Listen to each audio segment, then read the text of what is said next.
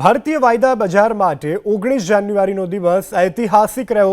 ચાંદીના ભાવે પ્રથમ વખત પ્રતિ કિલોગ્રામ ₹3 લાખનો આંકડો પાર કરી નવો રેકોર્ડ બનાવ્યો। તો સોનામાં પણ જોરદાર ઉછાળો। હાલ ભાવ તેની સર્વકાલીન ઊંચી સપાટીએ પહોંચી ગયા છે। વૈશ્વિક બજારોમાં મજબૂત સંકેતો અને રોકાણકારોની ભારે ખરીદીને કારણે આ તેજી જોવા મળી છે। ખુલતાની સાથે જ બજારમાં આવેલ તોફાની તેજીને કારણે ચાંદીએ 3,01,315ની ઓલ ટાઈમ હાઈ સપાટી બનાવી હતી।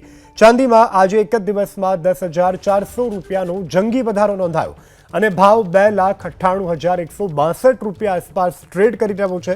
ચાંદીની સાથે સાથે સોનામાં પણ આજે મજબૂત તેજી જોવા મળી રહી છે।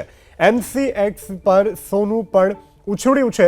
હાલમાં સોનું પ્રતિ 10 ગ્રામ ₹1,937ના વધારા સાથે ₹1,44,454 પર કારોબાર કરી રહ્યું છે।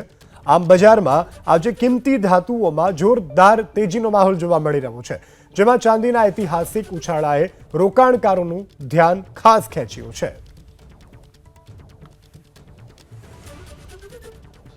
સોના અને ચાંદીના ભાવમાં રેકોર્ડ બ્રેક વધારો થયો છે। ચાંદી પહોંચ્યું છે 1 કિલોના 3 લાખને પાર। 3,15,000 આજનો ભાવ છે। તો બીજી તરફ સોનું 1,50,000 એ પહોંચવાની તૈયારી છે ને અત્યારે 1,47,000 છે। રાજકોટમાં બંને સોના અને ચાંદીના વ્યવસાય વર્ષોથી પ્રખ્યાત છે ને સોના ચાંદીના જે દાગીના છે એના માટે પણ રાજકોટ પ્રખ્યાત છે।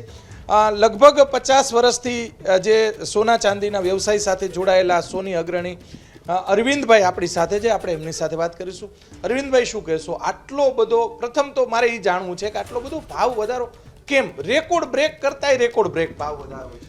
એમાં શું છે, સોનું ને ચાંદી છે ને એ અતિ આવશ્યક વસ્તુ છે અને જગતનું એક જ ચલણ એવું છે કે જે લોકોનો એની પ્રત્યેનો બહુ હોય છે।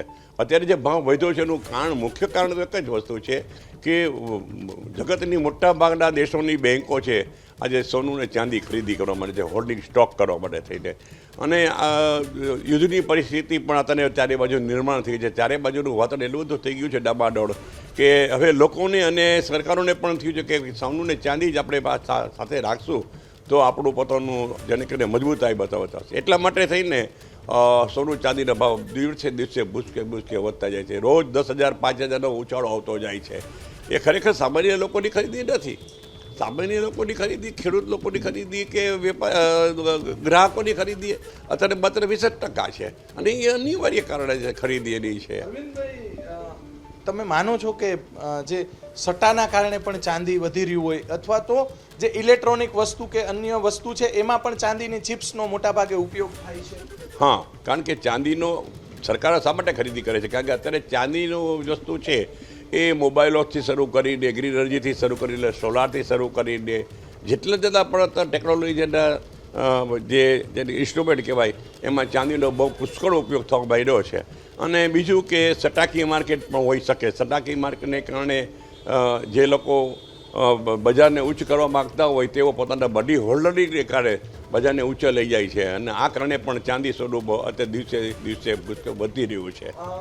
તમે કીધું રાજકોટની સ્થાપના થઈ ત્યારથી અમે અમારા વડવાઓ સોના ચાંદીના ક્ષેત્ર સાથે જોડાયેલા છે, વેપાર સાથે, અથવા આપ સોની છો તો સામાજિક પરિસ્થિતિ શું, ખાસ કરીને સૌરાષ્ટ્રની અંદર આજે સામાજિક રીતે પણ લોકોને ઘણી બધી તકલીફ પડતી હોય છે। અમુક સમાજ એવા છે કે સોના ચાંદી વગર ચાલે।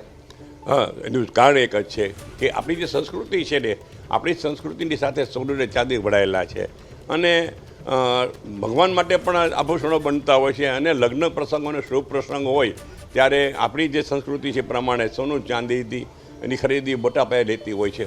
એટલે લોકો શુભ પ્રસંગોમાં ચાંદી સોનું ખૂબ કરતા હોય છે અને કરવી પડતી હોય છે। એટલે એની અસર પણ બજાર ઉપર બહુ પડતી હોય છે। સામાન્ય માણસને અત્યારે ચાંદી સોનું ખરીદવું બહુ આકરું પડતું હોય છે, પણ એની સામે શું છે કે એ લોકો એના બજેટના પ્રમાણમાં ખરીદી કરતા હોય છે અને અત્યારે